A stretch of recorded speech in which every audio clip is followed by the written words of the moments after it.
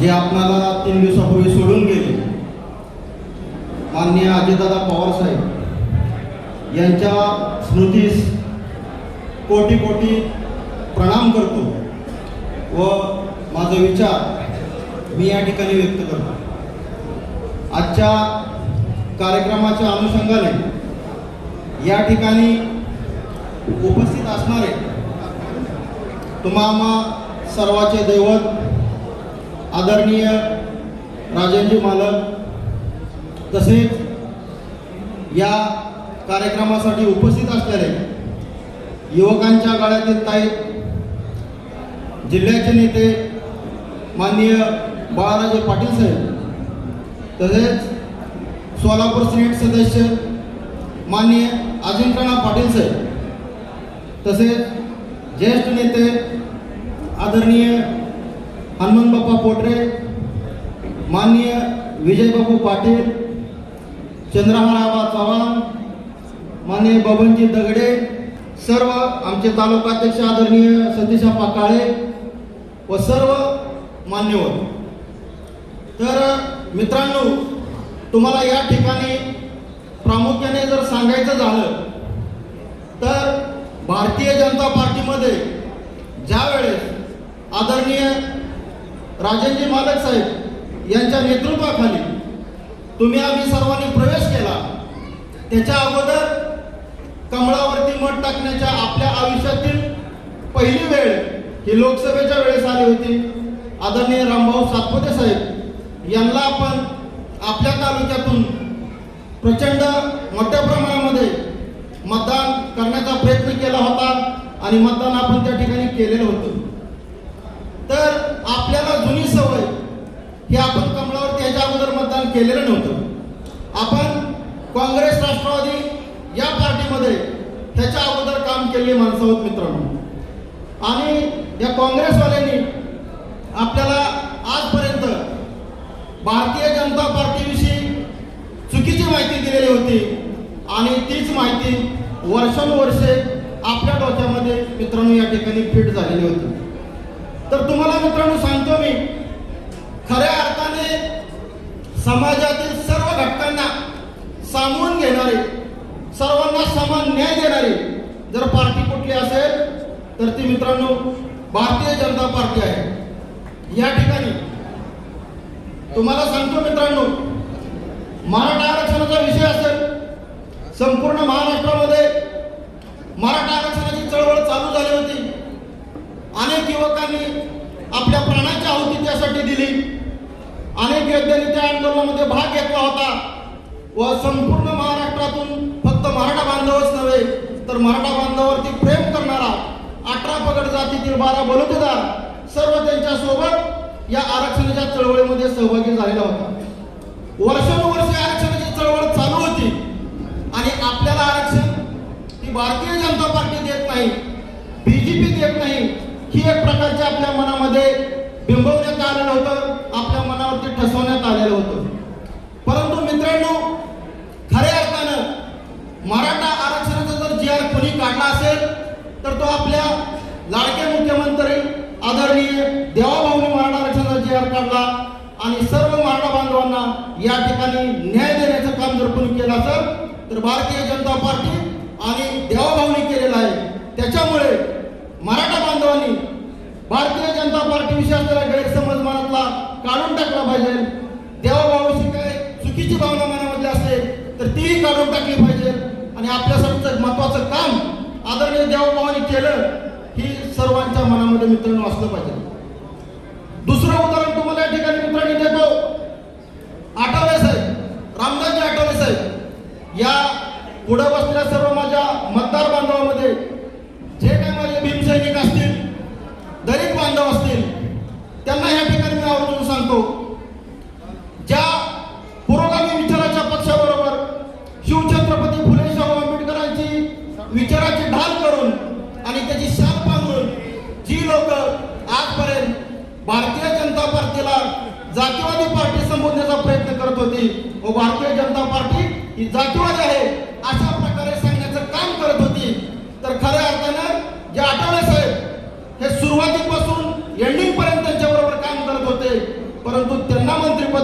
असताना हा दलित आहे म्हणून त्यांना डावलण्यात आलं, शिर्डीमध्ये नेऊन त्यांचा पराभव करण्यात आला आणि त्यांना मंत्रिपद दिलं नाही.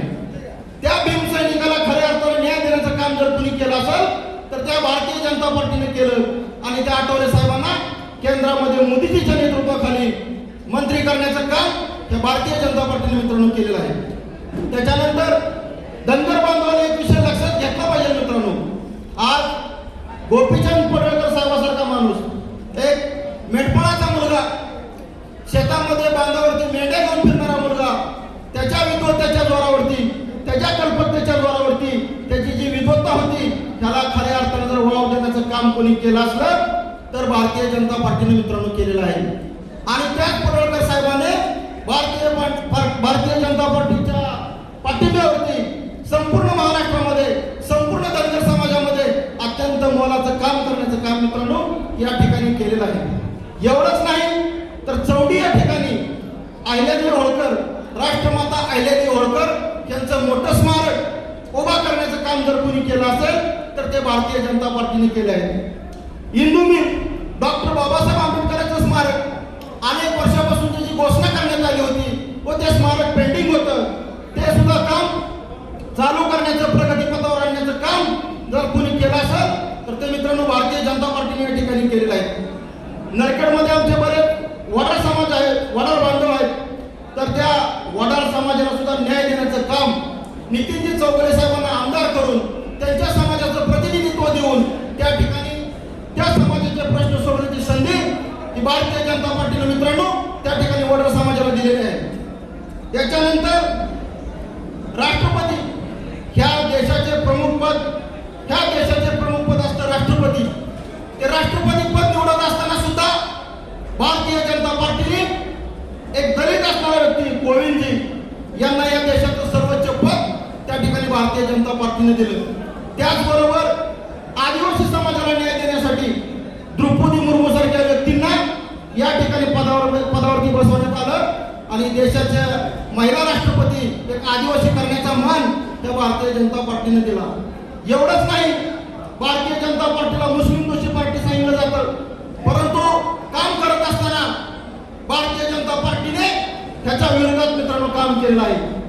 डॉक्टर APJ अब्दुल कलाम साहेब ज्या वेळेस या देशाचे राष्ट्रपती होत होते त्यावेळेस त्यांना जातीने न पाहता एक देशभक्त म्हणून पाहून व त्यांच्या विद्वत्तेला सलाम करून या ठिकाणी भारतीय जनता पार्टीने त्या ठिकाणी APJ अब्दुल कलाम साहेबांना या देशाचा राष्ट्रपती मित्रांनो केलेला आहे.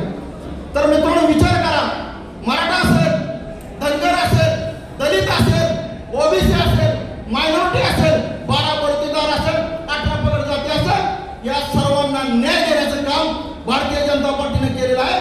आणि OBC असणाऱ्या माणसाला देशाचं पंतप्रधान आदरणीय मोदी साहेबांना या देशाचं पंतप्रधान करण्याचं काम त्या भारतीय जनता पार्टीने केलेलं आहे. तर एवढे महत्त्वपूर्ण निर्णय जर या भारतीय जनता पार्टीने घेतलेले आहेत तर मला सांगा मित्रांनो, भारतीय जनता पार्टीला आपण जातीवादी कसं काय म्हणायचं? भारतीय जनता पार्टीला जातीवादी कसं काय म्हणायचं याचा विचार मित्रांनो या ठिकाणी तुम्ही तुमच्या मनाला विचारला पाहिजे. तर खऱ्या अर्थानं त्या देशावरती प्रेम करणारे, राष्ट्रभक्त असणारे आणि खऱ्या अर्थानं देश पहिल्यांदा, पक्ष दुसऱ्यांदा आणि सोहित तिसऱ्यांदा पाहणारी जर पार्टी असेल तर ह्या देशामध्ये भारतीय जनता पार्टी आहे मित्रांनो, हे लक्षात घ्या. त्याच्यानंतर विकासाच्या कामाच्या बाबतीत जर बोलायचं झालं तर महाराष्ट्र लेवलला अनेक महत्त्वपूर्ण निर्णय या ठिकाणी भारतीय जनता पार्टीने मित्रांनो घेतलेले आहेत.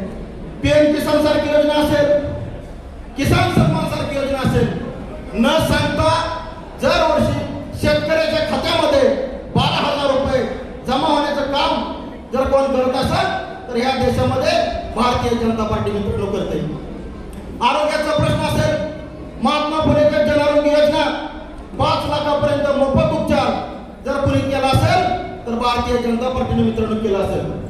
गोरगरीब माणसांना जे मेडिकल मध्ये औषध आहे ते विकत घेणं शक्य नसतं, हॉस्पिटलमधला खर्च कमी परंतु मेडिकलचे पैसे जास्त, अशी ज्यांची अवस्था होती त्यांच्यासाठी सुद्धा मित्रांनो भारतीय जनता पार्टीने जन औषधी योजना आणली आणि जी गोळी तुम्हाला 1000 रुपयाला मिळत होती ती गोळी 50 ते 60 रुपयामध्ये मिळण्याचं काम आणि खऱ्या अर्थाने गोरगरिबाचा जीव वाचवण्याचं काम मित्रांनो भारतीय जनता पार्टीने या ठिकाणी केलेला आहे. शेतकऱ्यासाठी अतिशय महत्वपूर्ण निर्णय घेतलेला आहे. 5 HP पर्यंतची जी वीज असेल, 5 HP पर्यंतची वीज मोफत देण्याचं काम जर तुम्ही केलं असेल तर या भारतीय जनता पार्टीने मित्रांनो केलेलं आहे. एवढंच नाही तर मराठा समाजासाठी अण्णासाहेब पाटील विकास महामंडळांना जास्तीचा निधी देण्याचं आणि 10 ते 15 लाख रुपयेपर्यंत बिगरव्याजी कर्ज देण्याचं काम जर कुणी केलं असेल तर या भारतीय जनता पार्टीने मित्रांनो केलेलं आहे.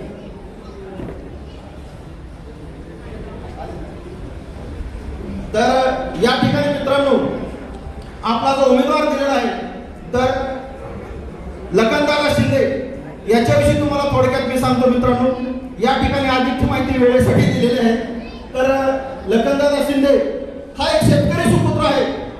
जे आपण खाली बसलेले आहात, जे साईडला बांधावरती बसलेले आहात, याच्यासारखे जे तुम्ही सामान्य माणसात तशाच प्रकारे सामान्य कुटुंबातील व्यक्ती या ठिकाणी उमेदवार म्हणून दिलेला आहे. जो रोज आपल्या शेताच्या बांधावरती जातो, हातामध्ये नांगर घेतो, आपलं शेत नांगरतो, गरज पडले ट्रॅक्टर घेऊन आपली द्राक्षाची बाग फवारतो, गरज पडले आपल्या जर्सीची धार काढतो, आपल्या गोट्यामध्ये जाऊन आपल्या गाई म्हशीचं शेण उचलतो, बेदाण्याची पोती उचलतो.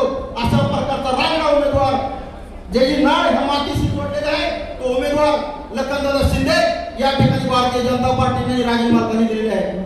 त्या पोराचा फक्त शेतकरीच नाही तर हा मुलगा मित्रांनो ग्रॅज्युएशन पर्यंत शिक्षण केलेला मुलगा आहे आणि गावच्या शाखेपासून ते जिल्हा अध्यक्षापर्यंत त्याने युवा सेनेमध्ये काम केलेलं आहे. तुमचा तलाठी असू द्या, ग्रामसेवक असू द्या, तुमचा तहसीलदार असू द्या, बीडीओ असू द्या किंवा मंत्रालय असू द्या, तिथपर्यंत जाण्याची व तुमचा प्रश्न सोडवण्याची धमक त्या पोरामध्ये मित्रांनो आहे.